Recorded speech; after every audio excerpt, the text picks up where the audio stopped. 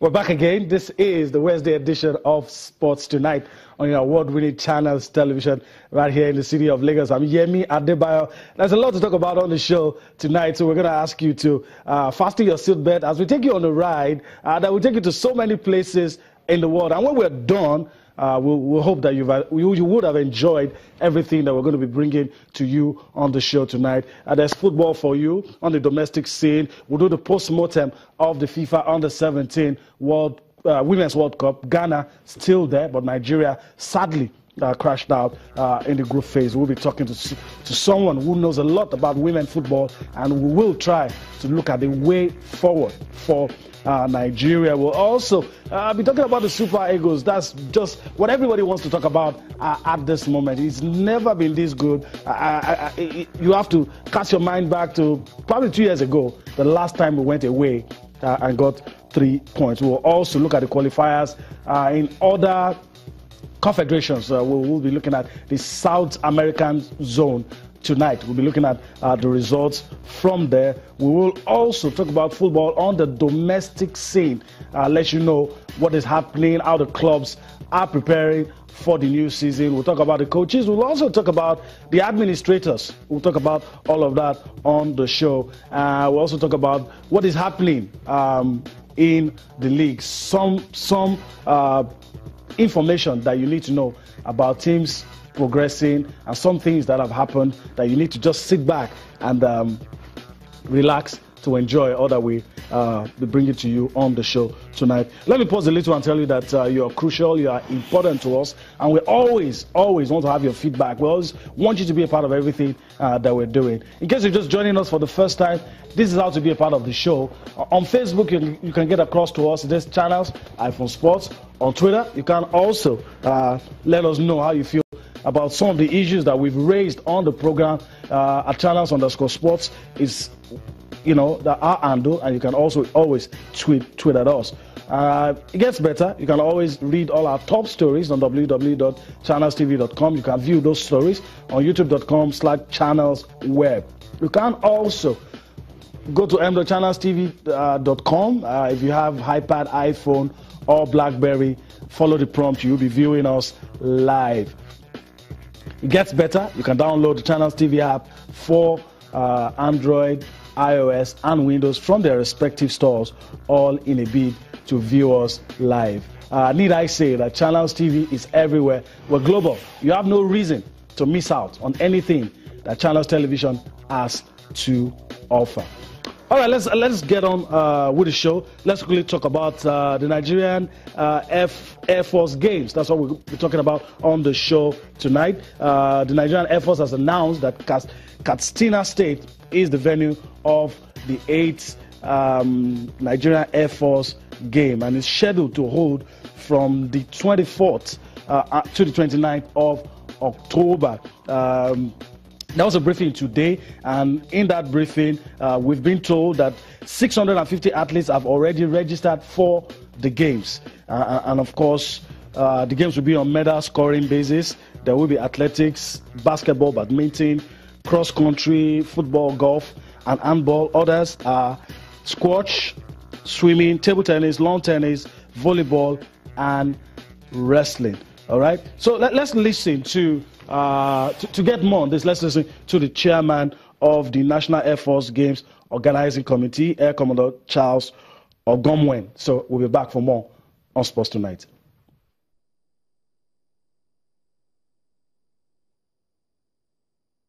The 8th Nigerian Air Force Games, which is dubbed Katsina 2016, is scheduled to hold from 24th to 29th October 2016 in Katsina.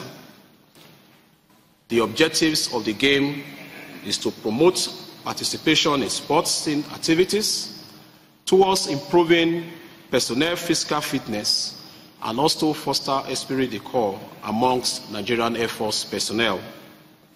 Most importantly, the event is to serve as an avenue to select athletes that will represent the Nigerian Air Force in future championships. Furthermore, the event is a symbol of harmony that bonds the competing teams. It It creates awareness drive both for the competing teams and the general public. Nigerian Air Force Games projects the service image and endear it to the hearts of the general public and the sports community in particular.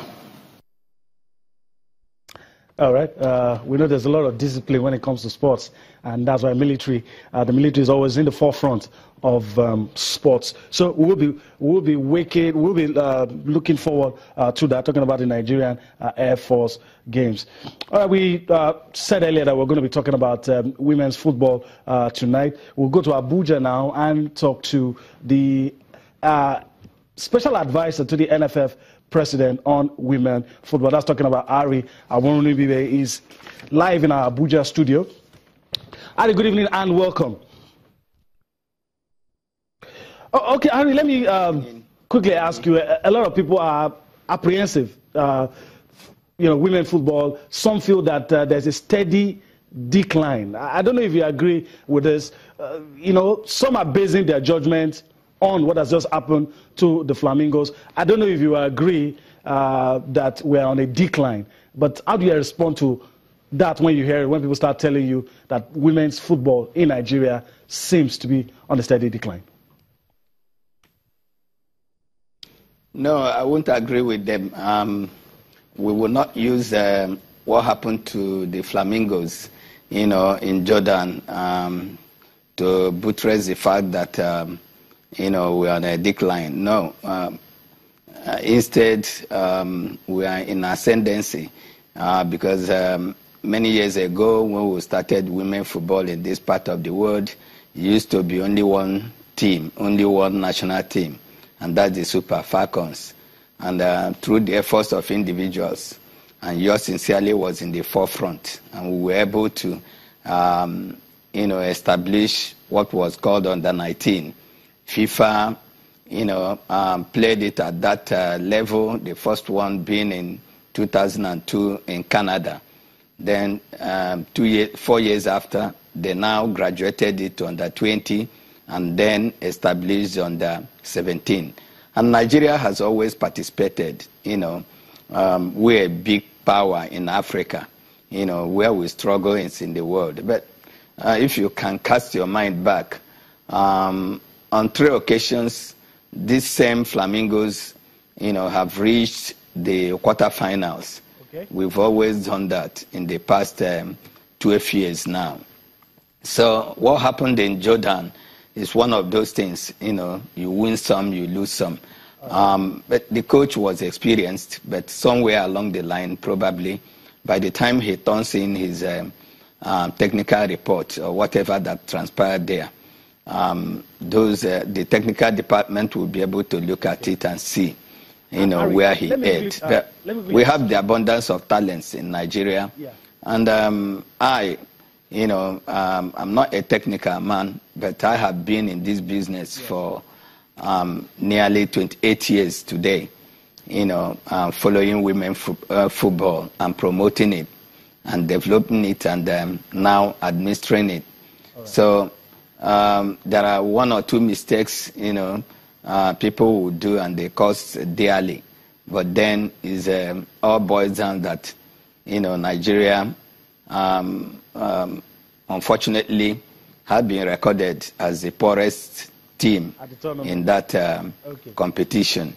Ari, let me just the only team that if you can hear me, Ari.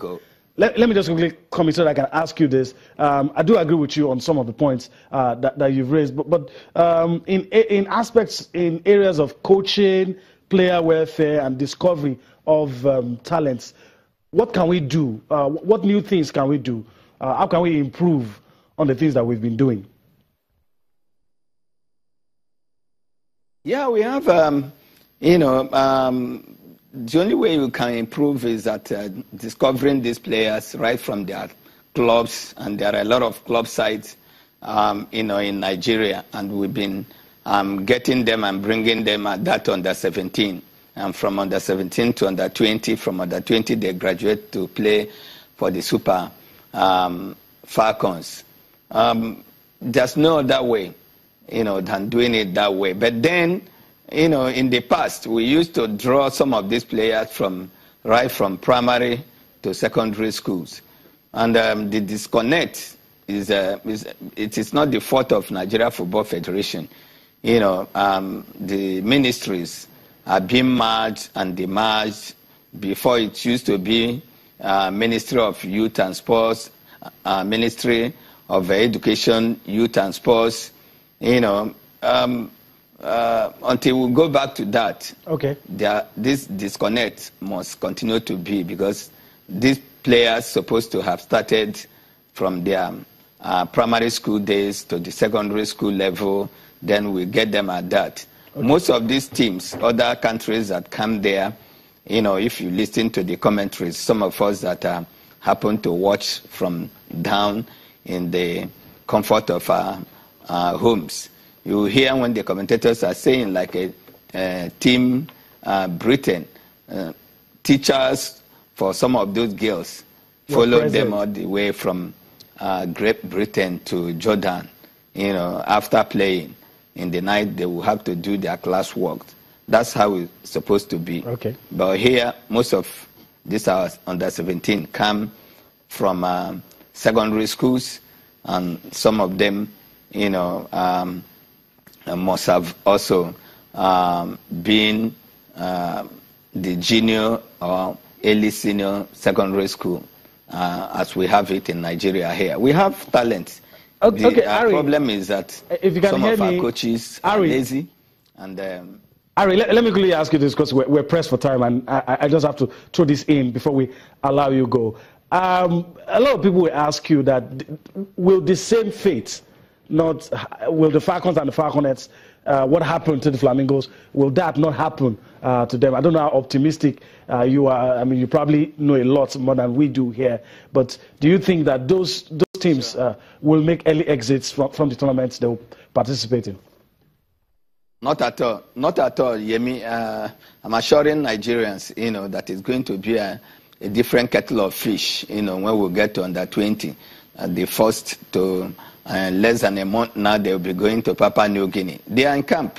And one thing that happened today is that the good news, the technical advisor of the Super Eagles of Nigeria, we are still basking in the euphoria of our victory in Ndola in Zambia. The contract the Nigeria Football Federation this time around gave to him, that he has to stay in Nigeria here. He has also to have oversight, kind of responsibility. And today he happened to come at the Go project, where the under 20, the 20s and the Super Falcons were training. And he had a section with the players and the coaches, and every one of them. Right. You can. Ari, there's so much to talk about, but I have to let you go at this point. We've really gained a lot from all that you've told us. We'll do this again some other time, but I have to really let you go now. Thank you for your time. That's Ari Awonribe, the special advisor to the NFF president on women football. We'll go on a quick break now. When we return, we'll still be talking about football on the domestic scene. Join us again.